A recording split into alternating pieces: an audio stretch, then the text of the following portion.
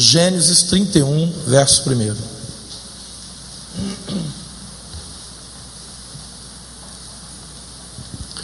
A palavra de Deus diz assim: então ouvia Jacó os comentários dos filhos de Labão, que diziam: Jacó se apossou de tudo que era de nosso pai, e do que era do nosso pai juntou ele toda esta riqueza.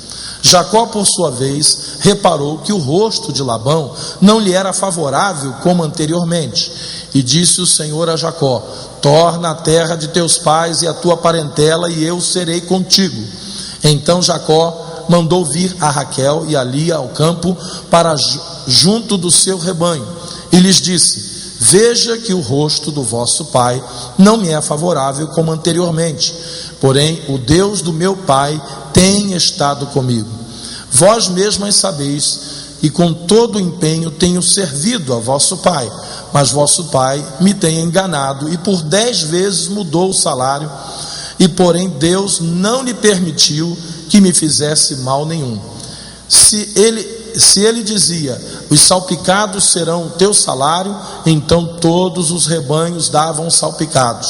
Se dizia: os listados serão o teu salário, então os rebanhos todos davam listados. Assim Deus tomou o gado do vosso pai e me deu a mim.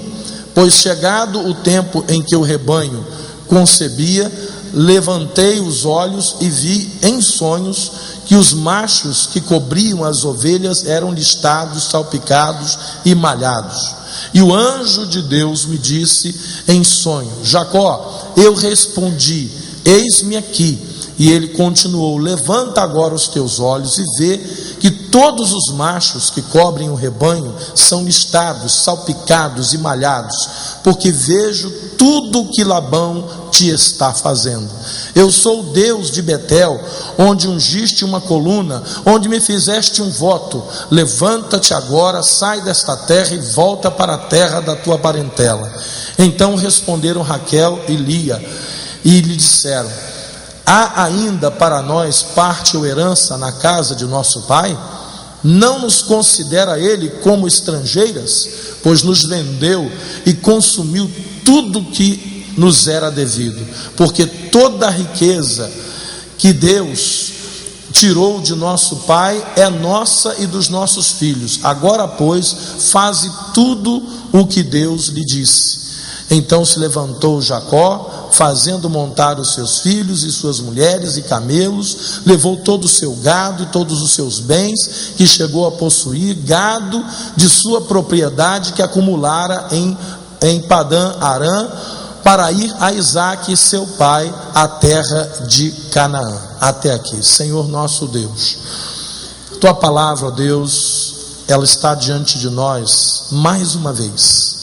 E todas as vezes, Pai, que nós temos a oportunidade de estar ouvindo a tua voz através da tua palavra, são como portas que se abrem, são como oportunidades, ó Deus, que nós temos para mudar, para transformar o nosso coração e assim sermos abençoados por ti.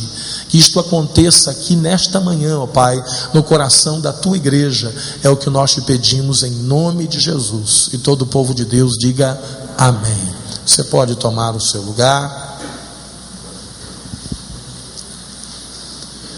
Tem muita gente que não entende as coisas de Deus. Tem muita gente que não considera aquilo que Deus acha importante, porque acha importante outras coisas. Mas eu quero falar nessa manhã, igreja, sobre o poder da aliança feita com Deus. Eu quero falar sobre o poder dos nossos votos diante de Deus e diante dos homens também, porque há coisas que às vezes a gente diz: isso não é importante, mas para Deus é importante, e tudo aquilo que é importante para Deus deve também se tornar importante para nós, mesmo que se passem muitos anos. Deus nunca se esquece da aliança que fazemos com Ele. O Senhor nunca se esquecerá dessa aliança. Talvez nós possamos nos esquecer, mas o Senhor não se esquece. 20 anos haviam se passado desde o dia em que Jacó fez uma aliança com Deus e lhe fez um voto. 20 anos. E Deus teve que lembrar Jacó desse dia, quando ele falou: você lembra? Eu sou o Deus de Betel, onde ungiste uma coluna, onde me fizeste um voto. Ou seja, talvez naquele momento Jacó deve ter dito: você está falando, eu estou lembrando, realmente, agora eu me lembro desse voto.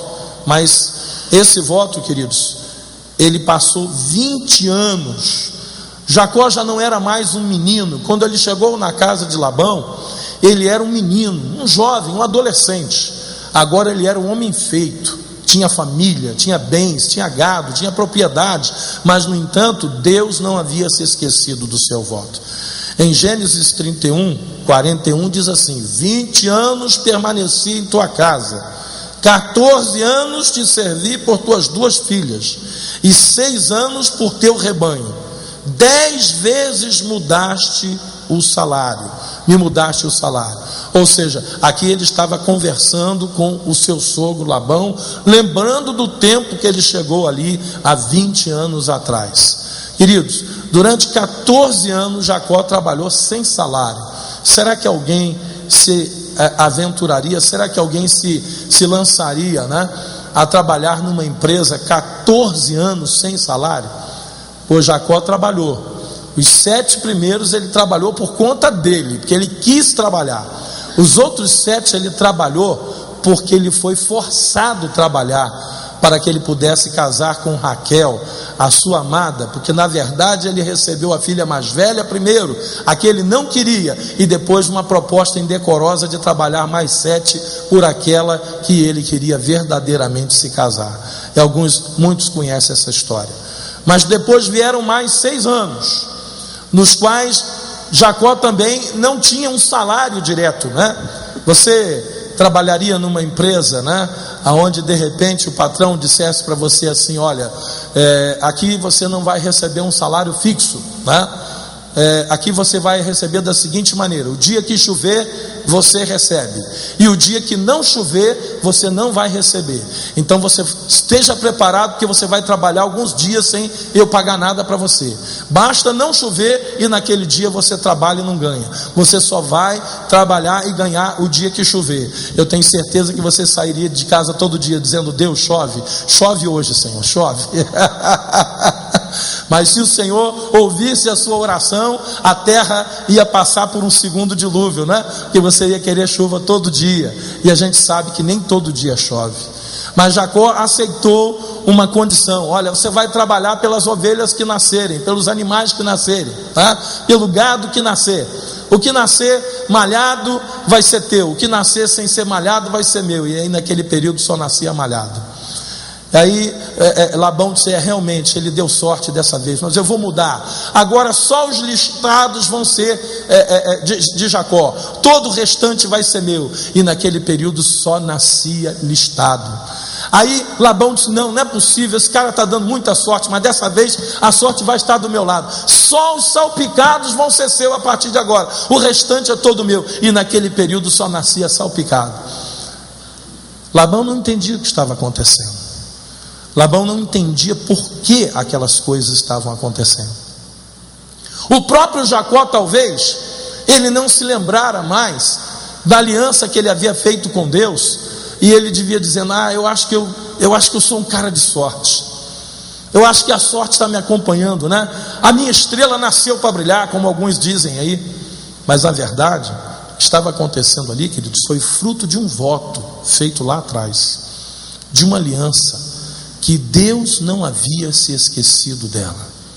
No momento de grande sofrimento, no momento de desafio, no momento quando Jacó saiu da sua casa corrido para não ser morto pelo seu irmão, Jacó tem um encontro com Deus através de uma visão.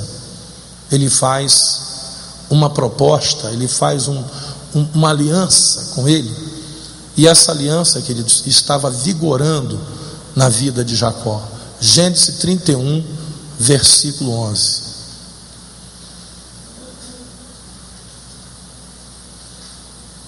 E o anjo de Deus me disse em sonho: Jacó.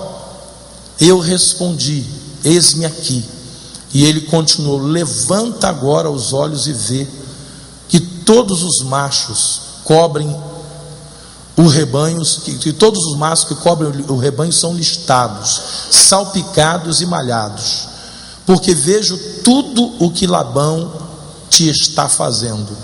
Eu sou Deus de Betel, onde ungiste uma coluna e me fizeste um voto.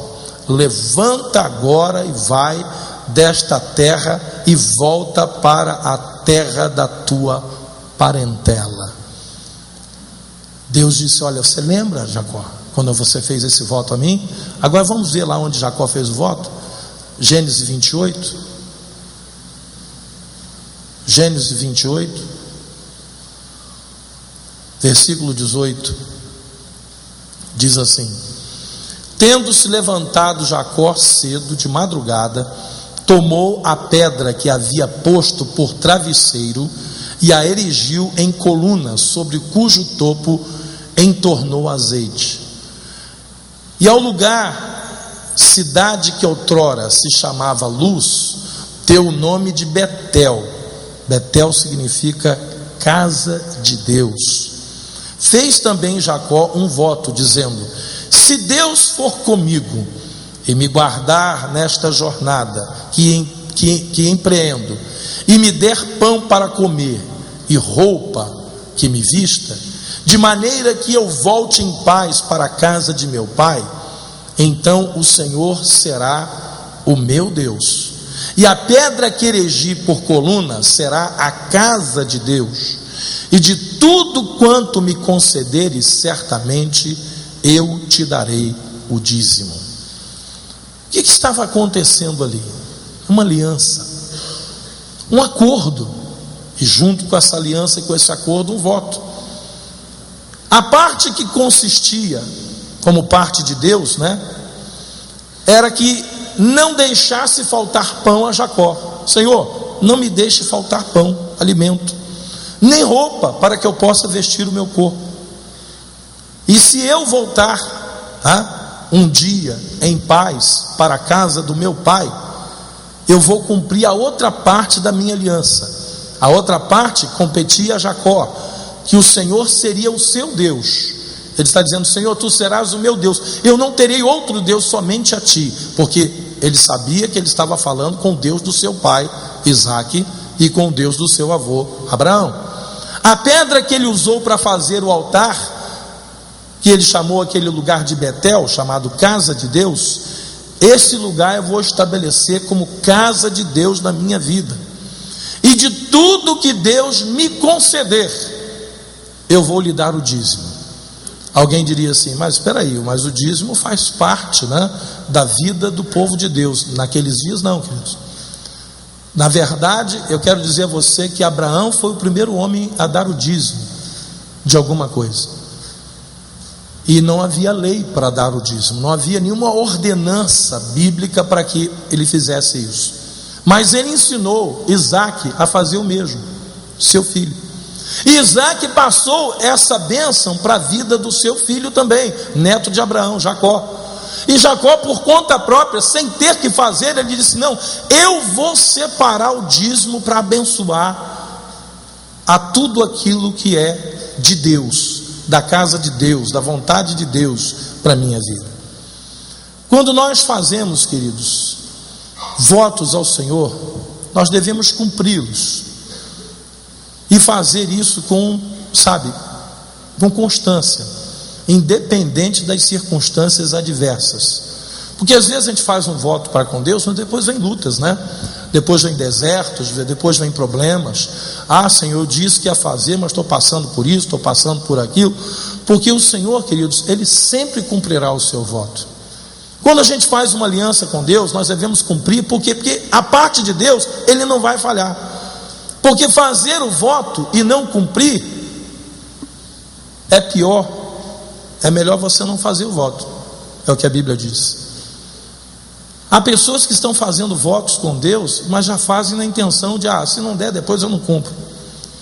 Se ficar difícil, eu digo: Senhor, tu sabes que para mim não deu, ficou difícil, então não faça, querido.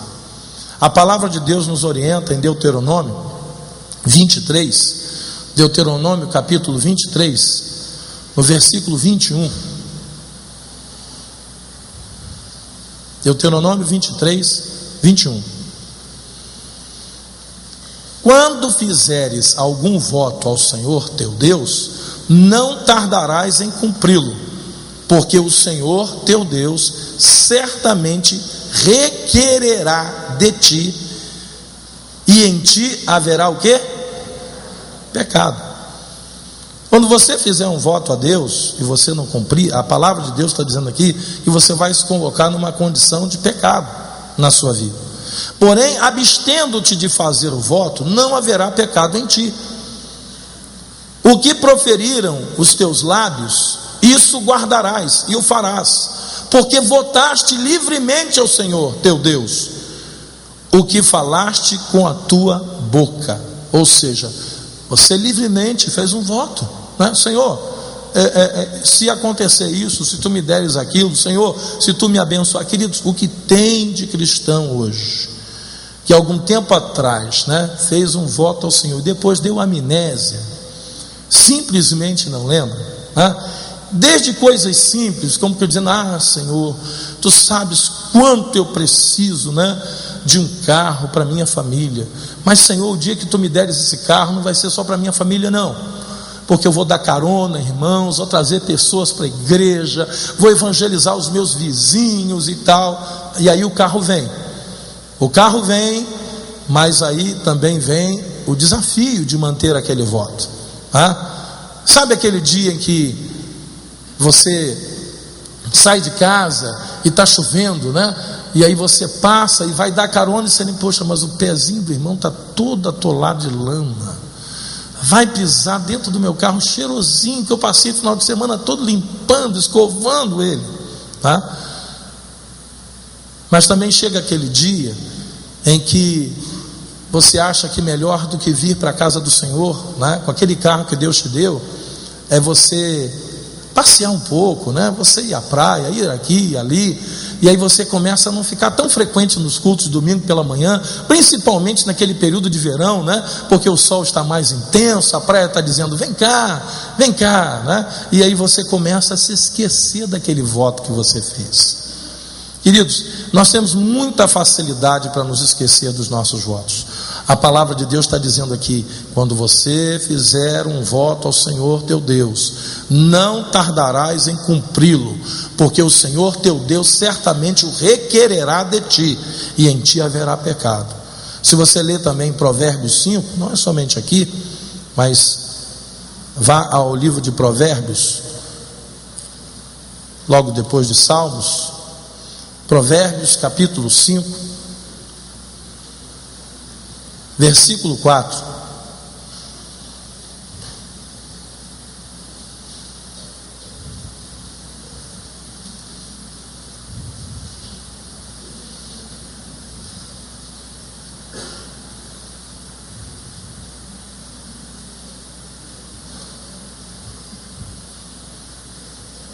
Não é esse texto aqui.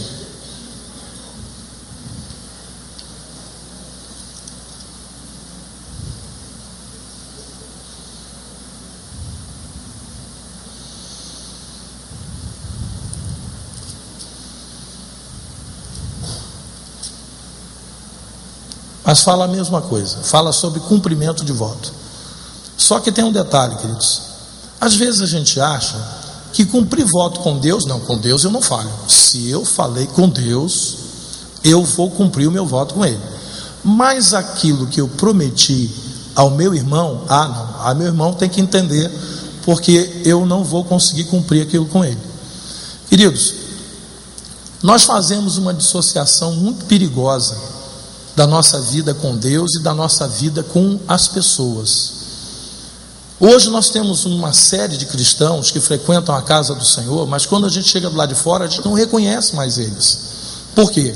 Porque na igreja ele é uma bênção, dentro de casa ele não é tão bênção assim, no meio da família ele não é tão conhecido como abençoador, no meio do seu ambiente de trabalho ele é conhecido como aquele crente, né, que diz que é crente, mas não é crente. E a pessoa acha que não, mas eu tenho cumprido os meus votos ao Senhor. Aquilo que eu falei com Deus, olha, se eu falei, eu vou cumprir, porque com Deus eu não vou falhar. Queridos, mas é a mesma coisa quando nós falhamos com os homens. É a mesma coisa quando você faz um voto. O que eu estou assim muito preocupado em nossos dias é com o número de cristãos que estão subindo ao altar e fazendo um voto de amor e fidelidade ao seu cônjuge, esposa, esposo, e logo depois, meses ou anos depois, estão quebrando esse voto com a infidelidade conjugal, porque acham que aquele voto ele foi feito com a pessoa apenas, mas se esquece que foi um voto feito na presença de Deus. Foi um voto feito inclusive com testemunhas, e muitas dessas testemunhas são as famílias, de um lado e de outro. Sabe aquele tio, aquele primo, aquele irmão, né? Aquele cunhado, aquela cunhada, aquele pai, aquela mãe não cristão, que não professa a palavra de Deus, estava presente naquele dia, quando ouviu o servo do Senhor dizendo: serei fiel até a morte. E logo depois, essa fidelidade acaba, e vem as traições, e vem os encontros furtivos, as coisas que ninguém sabe, mas um dia vai ficar sabendo. E aí aquele pai, aquela mãe, aquele cunhado, aquele irmão, aquele avô, não cristão, vai dizer assim: está vendo? É por isso que eu não confio em crente, porque eles dão palavra, mas não cumprem. Eles dizem que vão ser fiel, mas não são. E nós começamos a tentar nos explicar, dizendo: Deus, mas foi por isso, foi por aquilo, foi por... Irmãos, Jacó passou 20 anos de um momento assim difícil na sua vida. Não foram 20 dias, só 14 ele trabalhou sem salário, apenas pela comida, mas ele dava testemunho no meio dos seus parentes, dos empregados do seu tio, de que ele tinha um compromisso com Deus. Jacó foi literalmente enganado pelo seu tio, tanto no seu casamento, quanto depois, quando o salário dele passou a ser as crias do rebanho. 10 vezes Labão mudou o salário dele. Ele podia ter dito: Senhor, olha, eu fiz um voto a ti, mas no meu voto não incluía o meu tio Labão, porque eu não sabia que eu ia passar por isso. Então o senhor vai me desculpar, mas eu vou esquecer desse voto que eu tenho contigo e vou tomar uma atitude com Labão. Ele podia ter feito muita maldade também com seu tio, mas ele não fez. Senhor, mas tu sabe que quando eu fiz o voto, eu não sabia que eu ia passar por isso que eu estou passando, Senhor. Eu estou trabalhando sem salário, para casar com uma moça que eu trabalhei 7 anos, e ele me deu outra, me enganou, e agora eu vou ter que trabalhar mais 7. Eu estou falando isso, queridos, porque todo voto, quando a gente faz, é porque a gente quer uma bênção de Deus. Você quer solucionar um problema, você quer vencer uma dificuldade. Só que quando essa dificuldade é vencida, quando esse problema é solucionado, depois vem outros problemas, vem outras dificuldades sobre aquelas dificuldades que você já havia vencido antes. A vida muda, mas acontece, queridos, que quando a gente faz um voto, a gente não pode titubear, porque desse voto depende o cumprimento da vontade de Deus na nossa vida. Quando nós estamos em aliança, queridos, com o nosso Deus e cumprindo os votos que fazemos ao Senhor, nós estamos debaixo da bênção de Deus. Quem quer que seja, se tentar te prejudicar, vai ser o prejudicado na história. Eu tenho dito isso para muitos que às vezes me procuram em gabinete: olha, eu estou passando por um problema, porque fulano está me passando para trás, Beltrano está me prejudicando, fulano falou isso de mim, Beltrano fez não sei o quê. Eu pergunto: você acredita no Deus que você serve?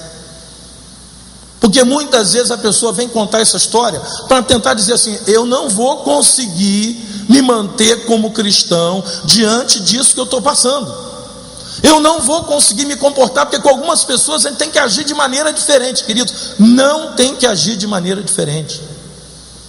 Tem cristão que acha que se alguém é violento com ele também tem que ser violento.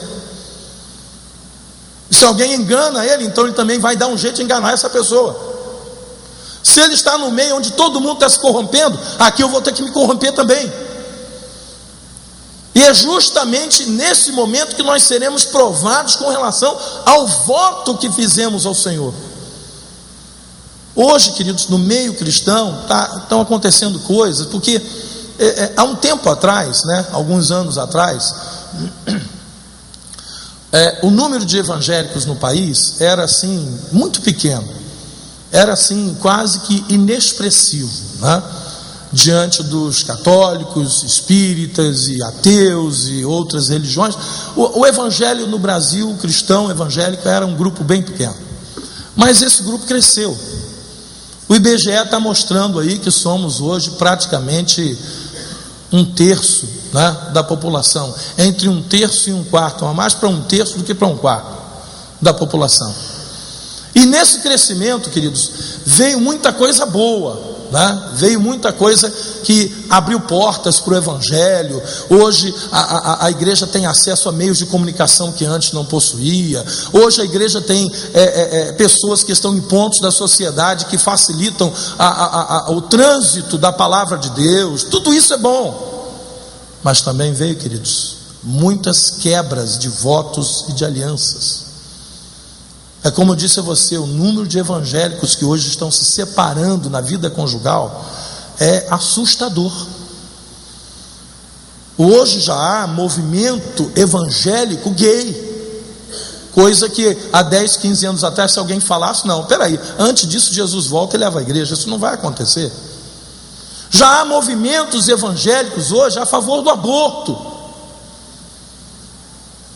Ou seja, as pessoas estão se esquecendo da aliança feita com o seu Deus, de santidade, de fidelidade, e ao mesmo tempo vão para a presença de Deus e dizem: Senhor, eu preciso que tu me abençoes, eu preciso, Senhor, que tu estendas a mão sobre mim e abençoe a minha vida. Só que essas alianças que estão sendo quebradas, elas estão causando vários problemas. Por exemplo, a aliança do batismo nas águas. Isso já se tornou assim um fato corriqueiro, mas muito perigoso. A pessoa toma uma atitude de fazer uma aliança com Deus. O que é o batismo nas águas? Bíblico.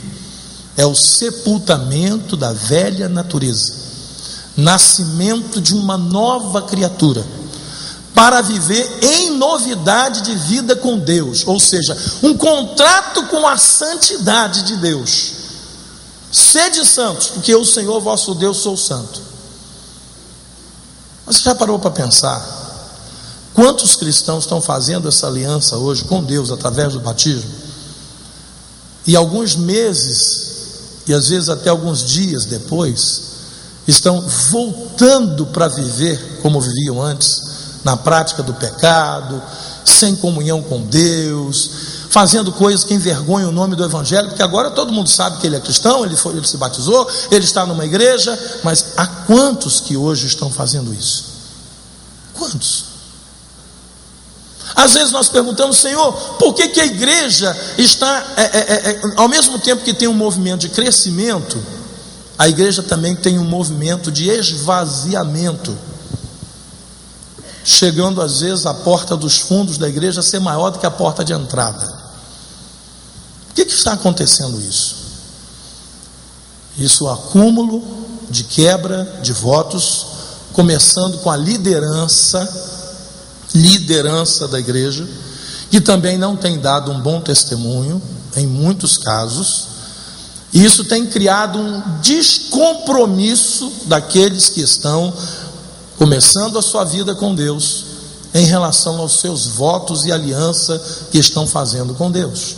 Ou seja, os escândalos, produzidos aí por líderes no Evangelho, que estão, sendo pegos em flagrante adultério, em corrupção, e vendidos a políticos. Queridos, isso tem afetado a aliança que algumas pessoas têm feito com Deus. A palavra de Deus disse: ai daquele que fizer tropeçar um desses meus pequeninos. Ou seja, sabe aquele líder que com sua vida, os seus escândalos, ele está fazendo tropeçar pessoas que estão iniciando na fé, pessoas que estão começando a dar os seus primeiros passos em Cristo? E isso tem acontecido demais. Eu estou tocando nesses pontos, queridos, porque alguns cristãos até dizem assim: está vendo? Se ele como líder faz isso, por que eu tenho que guardar a minha aliança com Deus? Se ele como líder tem esse testemunho, por que eu que não tenho esse compromisso de liderança vou ter que andar todo certinho? Há pessoas que falam isso. Aliança, queridos, com a igreja local, então, nem se fala. Porque quando nós nos batizamos através de uma igreja local, através de uma comunidade de servos, de discípulos, de homens e mulheres de Deus.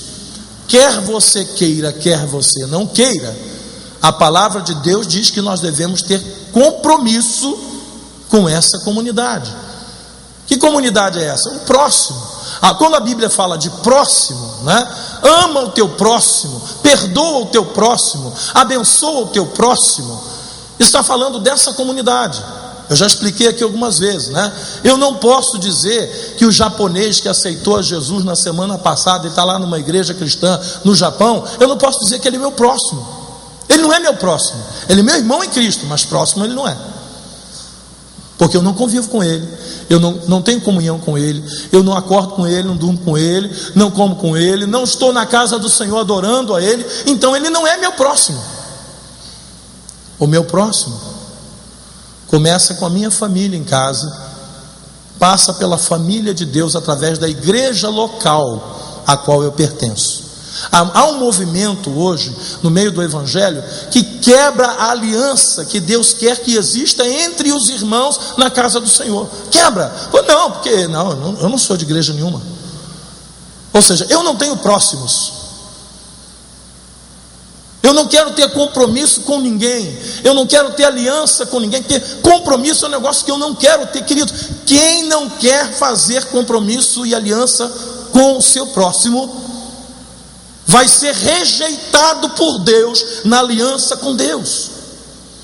Vai ser rejeitado. Se Jacó de uma hora para outra ele dissesse assim: quer saber? Quer saber? Labão está me enganando, então agora eu vou passar também a enganá-lo. Ovelha que nascer aqui, branca ou preta ou marrom, sem lista, eu vou pegar uma tinta e vou fazer dela uma zebra. Boi que nascer, eu vou meter tinta que, não, aqui é listado, e se for salpicado, eu vou botar salpicado assim. Queridos, Deus não teria abençoado Jacó como ele abençoou. O que a gente vê hoje são cristãos que quebram aliança com o parente, com o vizinho, com o irmão, com o amigo, contratos que foram feitos, assinados e registrados em cartório. A pessoa simplesmente diz assim: não, mas eu não reconheço isso aí. Mas como não reconhece, querido? Está aqui sua assinatura. Mas quando eu assinei isso, eu não sabia o que eu estava fazendo. Quando eu assinei isso, a circunstância era outra. Quando eu assinei isso aí, eu fiz o que eu podia na época, mas agora eu não posso mais. Queridos, o que nós temos hoje de cristãos que estão cometendo erros nessa área e não estão percebendo que isso aí está tornando eles fracos na fé e pessoas sem rumo na sua vida espiritual. Nós temos hoje uma legião de cristãos no Brasil que não sabem de quem são, para onde vão e o que estão fazendo nessa terra. E não é pouca gente não, é muita gente. Gente que não tem ponto de partida de coisa alguma na sua vida, porque os pontos de referência que ele tinha no passado, ele já destruiu todos eles. Eu não estou falando de pontos de referência com o pecado, que isso aí a gente tem que destruir mesmo. Eu não estou falando de aliança com o pecado que você tinha no passado, isso aí você tem que cortar. Eu já expliquei para alguns irmãos aqui que às vezes para a gente servir a Jesus, nós temos que cortar algumas amizades que a gente tinha no passado. A amizade de copo, né? A amizade de prostituição, a amizade de coisas que te afastam de Deus e da palavra de Deus e da tua própria família. Isso a gente tem que cortar. Eu estou falando isso não, eu estou falando de gente que quando ele lança um voto, quando ele faz uma aliança na presença de Deus, logo depois ele está invalidando esse voto, porque ele está removendo estacas. Jacó colocou ali uma coluna, ele levantou pedras, e a pedra que ele botou como seu travesseiro naquela noite, ele botou no alto dessa coluna, derramou azeite sobre ela, e disse: Senhor, você está vendo essa coluna aqui, Deus? É um marco que eu estou deixando aqui, isso aqui é uma aliança entre mim e ti. Quando eu voltar aqui, passar aqui, esse lugar vai me lembrar, e vai te lembrar, e vai lembrar para todo mundo que vê, que eu fiz uma aliança, aqui será a tua casa. Tem cristãos hoje que fazem questão de não deixar marca em lugar nenhum, aliança com ninguém, compromisso com ninguém. Não me comprometa, não, eu não quero comprometer. Que isso não existe. Quem quer fazer parte do reino de Deus já está comprometido com Deus, com a sua fé, com a palavra de Deus.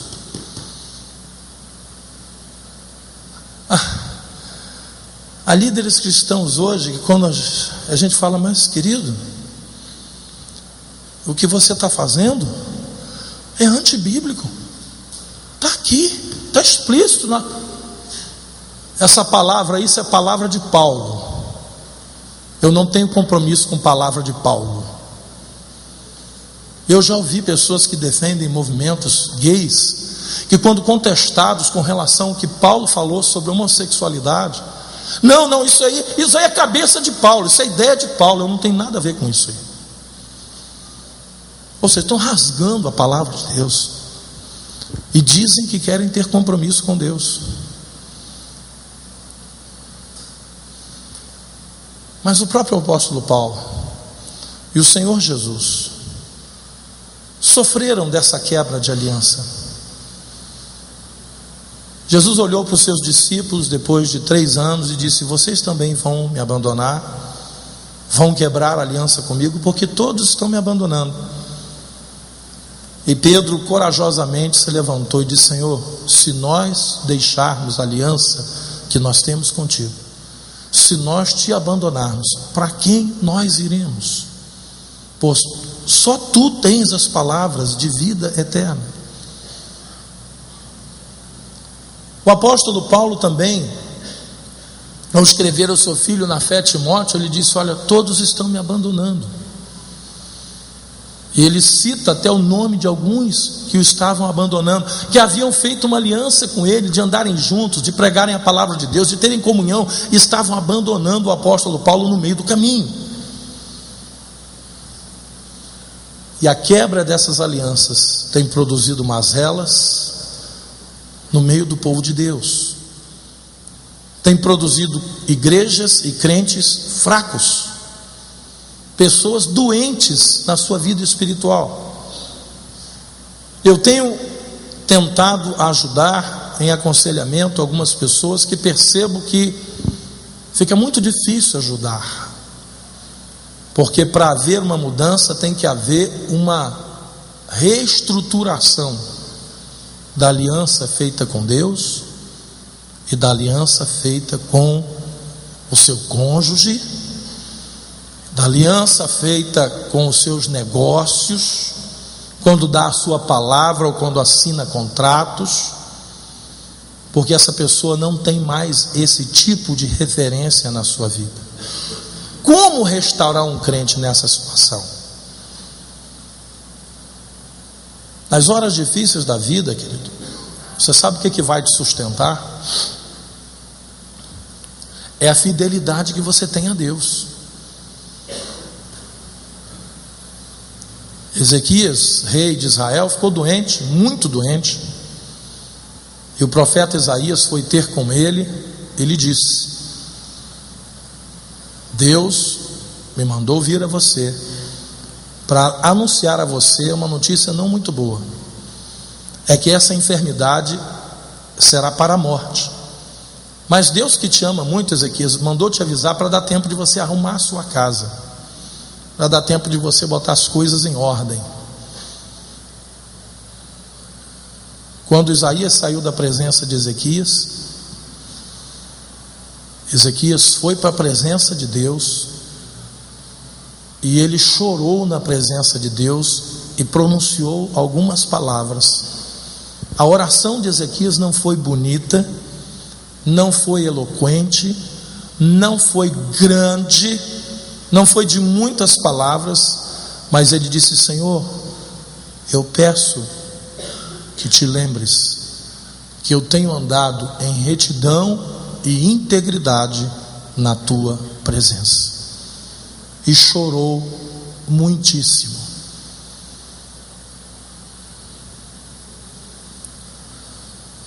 Queridos, eu acho que ele não podia ter feito oração melhor do que essa. Ezequias foi um rei exemplar. Depois de reis que o antecederam e que levaram Israel para longe da presença de Deus, reis que introduziram ídolos no meio do povo de Israel, Ezequias teve a coragem de romper com esses ídolos, mandar quebrar os ídolos, mandar fechar os templos dos ídolos e mandar restaurar a casa do Senhor e novamente a adoração ao Deus eterno. Quando chega esse momento difícil da vida de Ezequias, ele disse: Senhor, eu tenho sido fiel a ti, eu tenho sido fiel à aliança que tu fizeste com os nossos pais, com Abraão, com Isaac, com Jacó.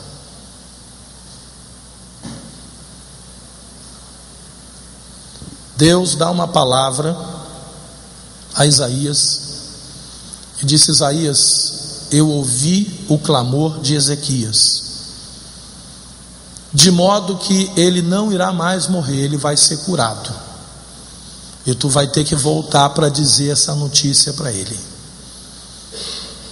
Irmãos, aí ficou Isaías numa situação difícil. Afinal de contas, que profeta é esse que entra na casa do rei, diz que ele vai morrer, e minutos depois, porque a Bíblia diz que ele não tinha atravessado ainda os portões da cidade, e ele manda ele voltar.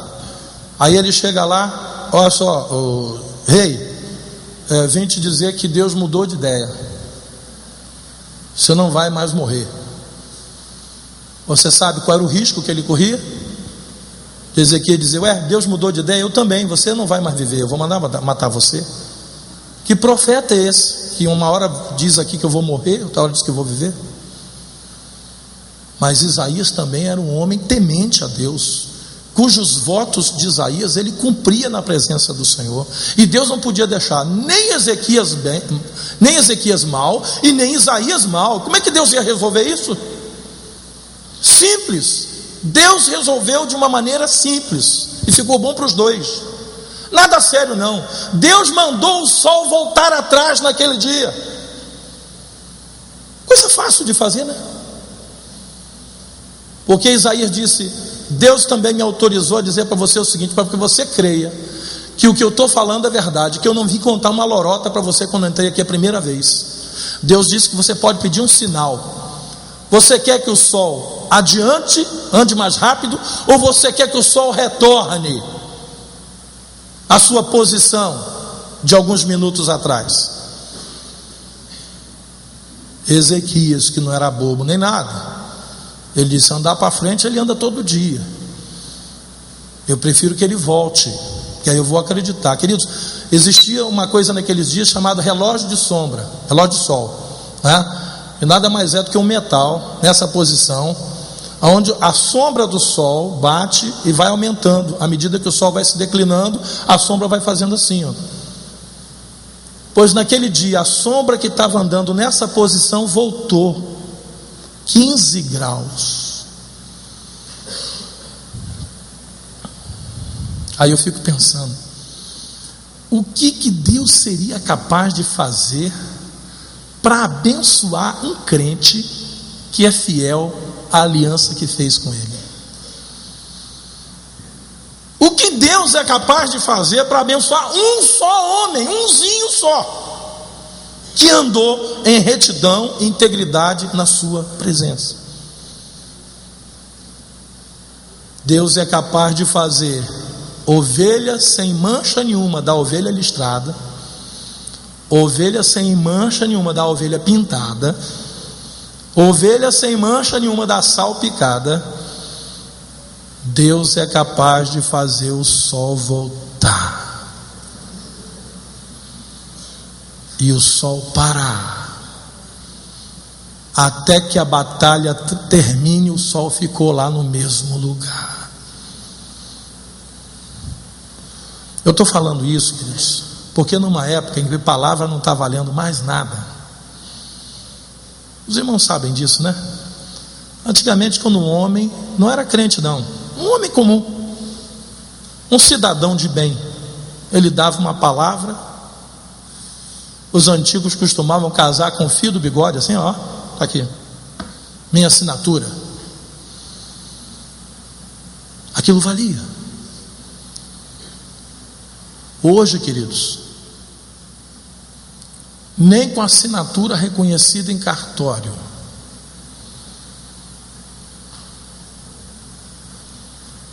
eu tenho, ao longo dos anos que eu administro a igreja, eu passei por situações assim, muito constrangedoras, não com relação à minha pessoa, mas com relação ao testemunho de alguns pastores. De eu chegar para comprar num comércio, o dono do comércio não nos conhecia, não conhecia a nossa igreja, e eu não poder dar um cheque. Disse: não, aqui não aceitamos cheque. Aí eu digo assim: mas querido, seu cheque é de uma igreja. Ele: espera aí um pouquinho, dá uma olhada nesses cheques de igreja aqui, tudo assinado por pastor. Todos eles voltaram. Aí minha cara, ó. Aí eu dizia para ele: querido, eu até entendo a sua razão de não aceitar o cheque, e concordo com você, te respeito, mas no nosso tempo de relacionamento você vai ver que esse cheque que eu vou te dar aqui não tem nada a ver com esse que você botou em cima da mesa aqui. Esse daqui tem fundo, esse aí não tem. Esse aqui é assinado com responsabilidade, esse aqui são assinados com irresponsabilidade. Com o tempo você vai nos conhecer. Hoje, em algumas dessas casas, empresas que eu compro para a igreja há anos, eu compro sem cheque, sem cartão, sem nada. Eu compro por telefone, assim, ó. Manda vir, eles entregam. Quando é que vai pagar? Quando mandar o boleto. Pode mandar o boleto. Hoje essas empresas, quando eu vou fazer um cadastro novo da igreja em algum outro lugar, eu dou eles como referência e eles ligam para lá. O quê? Igreja Nova Vida de Culumandê? Ih, rapaz, pode vender até a sua empresa, que se eles comprarem vão pagar. É bom, né? Portas se abrem. Mas isso tem um preço. Sabe qual é o preço, queridos? É às vezes ter que demitir funcionários para não passar vergonha. É ter que demitir funcionários enquanto ainda temos condição de pagar a indenização desses funcionários.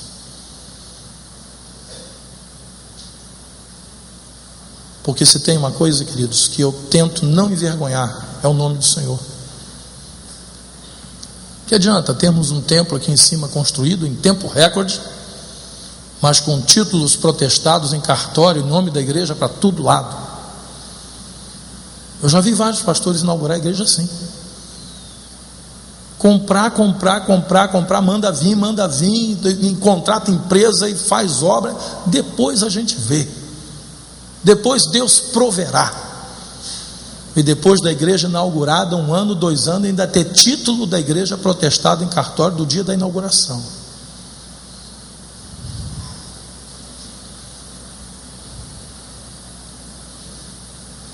Aí depois as coisas começam a acontecer. Mas por quê? O que houve? Não é a casa do Senhor? O que está acontecendo? As horas difíceis da vida, queridos, nós temos um preço, mas também temos um resultado.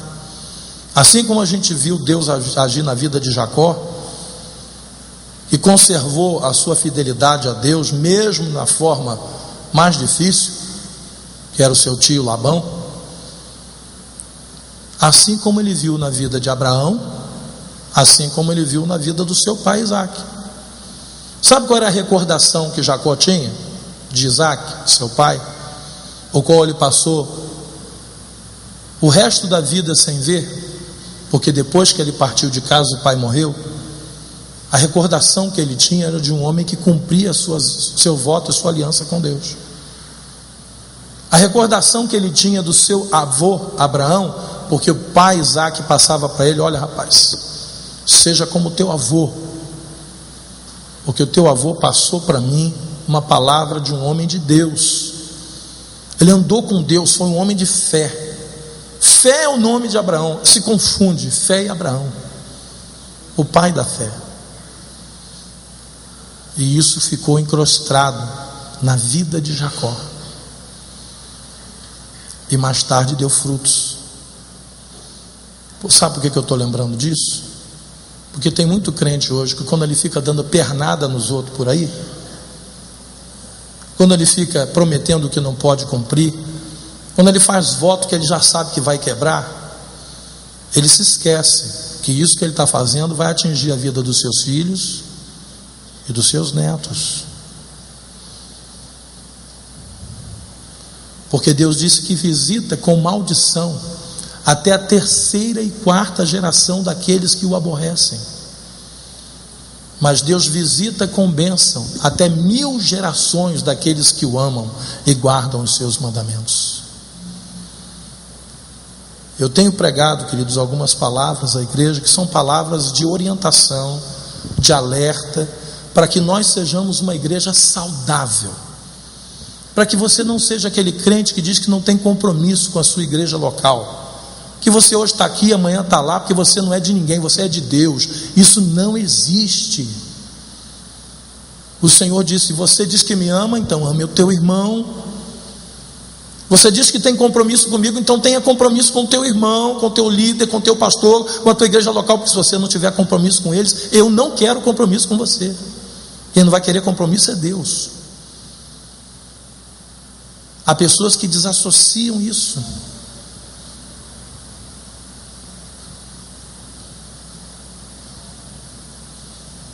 Cada pessoa que me procura no gabinete, queridos, e diz: estou vindo da igreja A, B, C, D. Você já conversou com o seu pastor? Mas o pastor lá é muito difícil. Mas você já conversou com o seu pastor?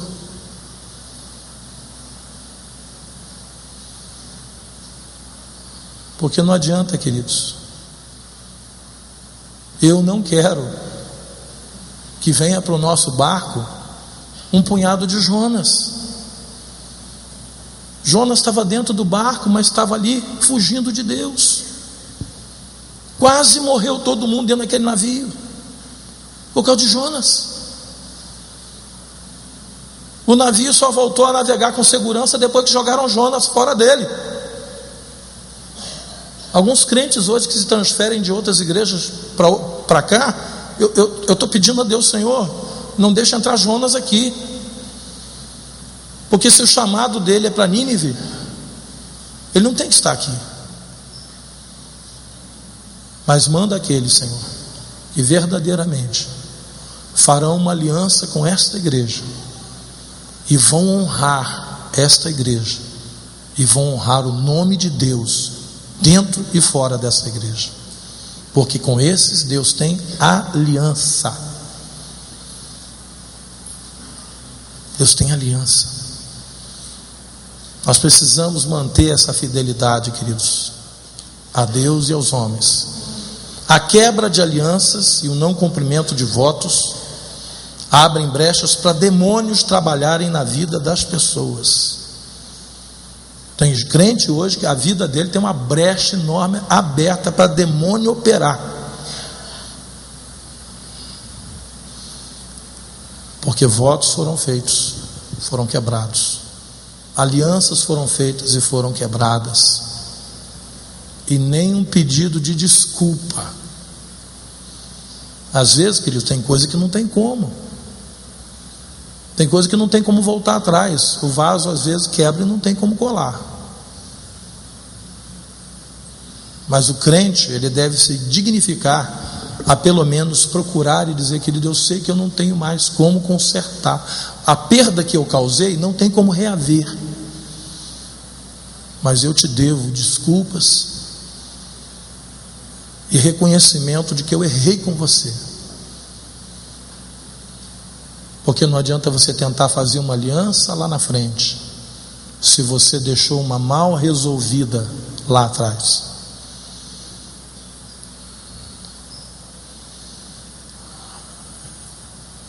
Certa vez um pastor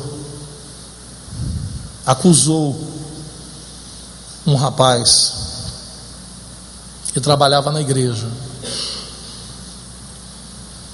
E esse rapaz era seu parente. Acusou esse rapaz de ter roubado uma coisa dentro da igreja, dentro da sua residência, que era na igreja. Passado uns meses, que o rapaz havia saído e foi mandado embora, não por justa causa, mas foi feita uma conta com ele direitinho, pago todos os honorários, que se devia. Ele achou essa coisa que ele supostamente achava que teria sido roubado, era dinheiro. Ele achou dentro do bolso de um paletó que ele não usava há muito tempo, porque ele guardara ali e se esqueceu.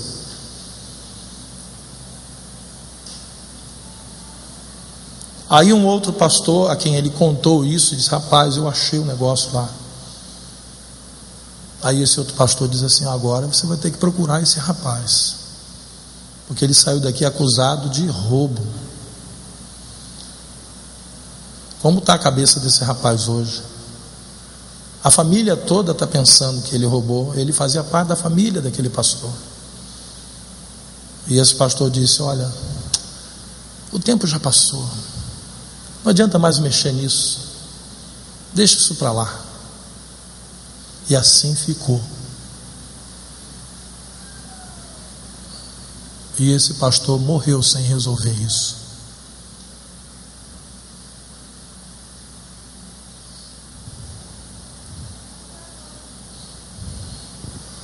O problema é que a gente acha que vai ficar aqui para sempre, né? E que Deus não se lembra dessas coisas. Deus se lembra, e o diabo sabe também. E nós não podemos, queridos, deixar coisas não resolvidas, achando que nós vamos fazer aliança com Deus e tudo vai ficar certo. Você lembra qual foi a postura de Zaqueu depois que ele recebeu Jesus como seu Senhor e Salvador?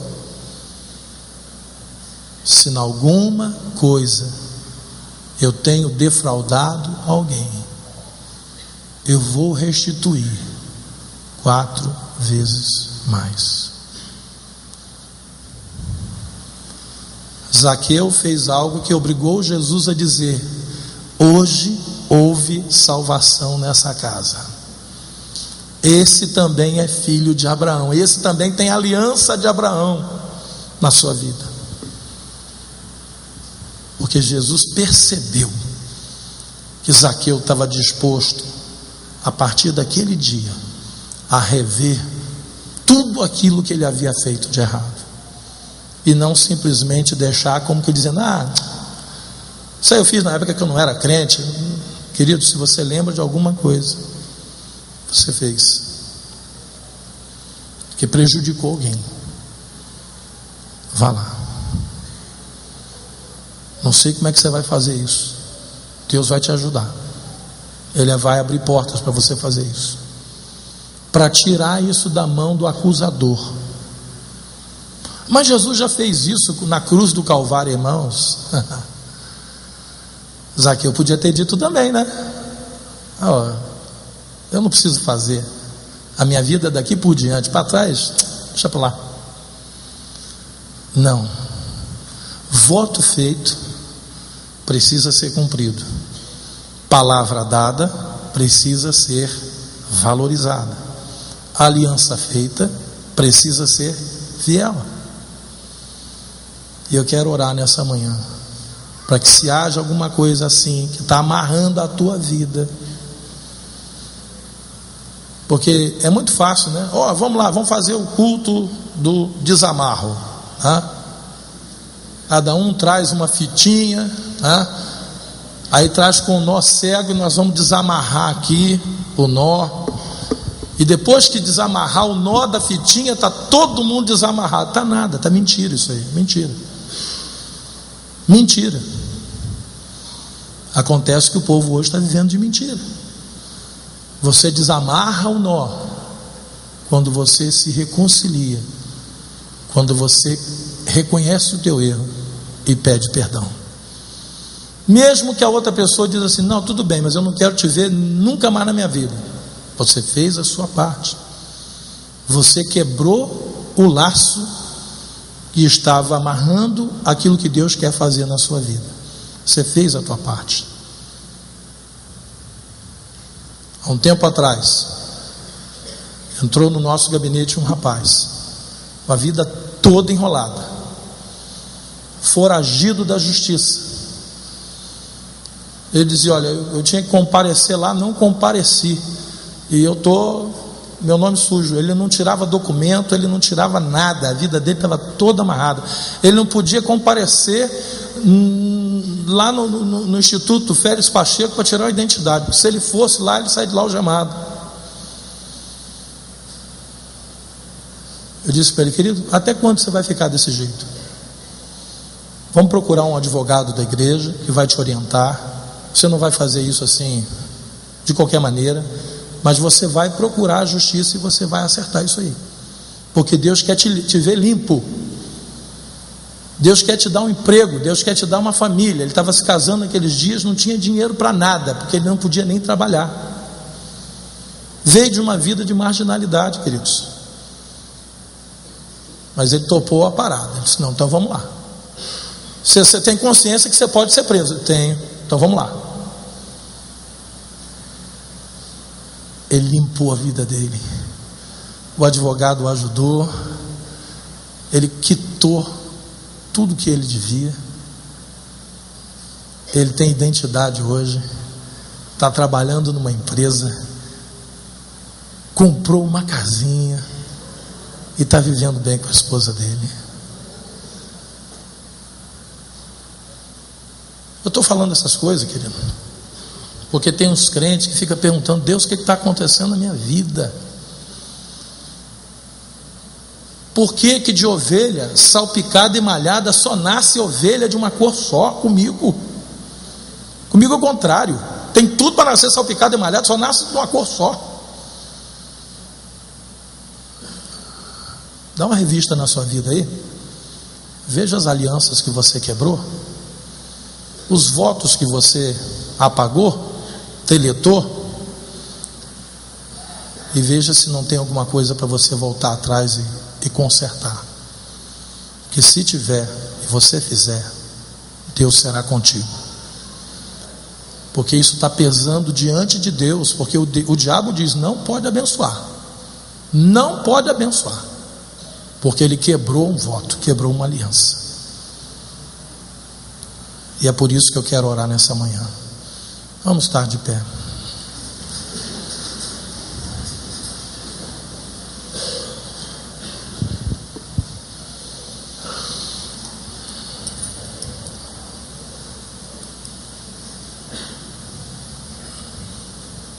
Não que eu já tenha alcançado, disse Paulo, ou tenha obtido a perfeição, mas eu prossigo para o alvo. E prosseguir para o alvo, queridos, às vezes é restaurar coisas que foram mal feitas, destruídas ou quebradas com algumas pessoas que nos rodeiam, pessoas que às vezes ainda estão convivendo com você, e você faz de conta que nada aconteceu. Senhor nosso Deus,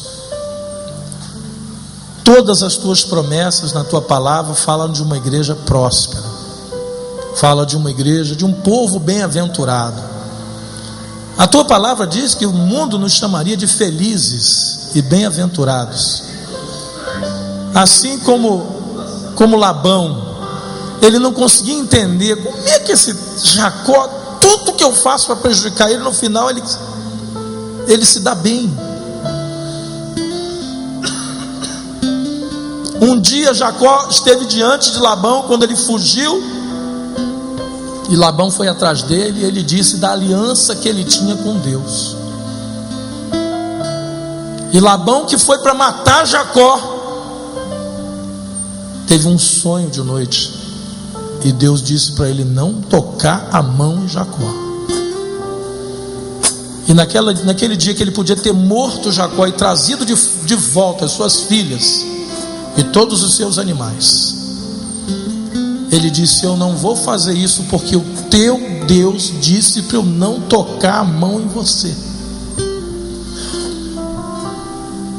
E dali eles fizeram uma aliança de paz, e Jacó voltou em paz para a sua terra.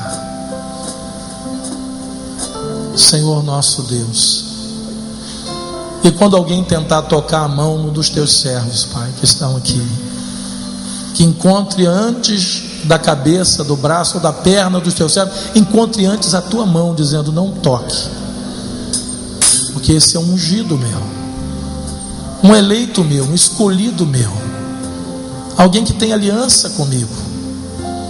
O teu povo tem uma aliança contigo, Senhor. Que o teu povo viva na tua presença, não apenas como está na tua casa nessa manhã.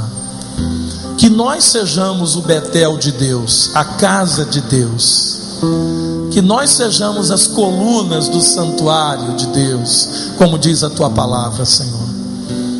Estabelece o teu povo como coluna, Senhor, no nosso lar, na nossa família, no nosso ambiente de trabalho, no meio da nossa parentela, entre os nossos vizinhos. Nos estabeleça, ó Pai, como colunas nesses lugares, colunas que mostram e que provam a diferença de quem tem uma aliança e de quem fez um voto da sua vida com Deus. Pai querido, abençoa, Senhor, para que os teus servos tenham coragem para dizer não quando precisar dizer não, e sim quando esse sim agradar a ti, Senhor. Dá coragem, Senhor, aos teus servos para voltar atrás, se necessário for,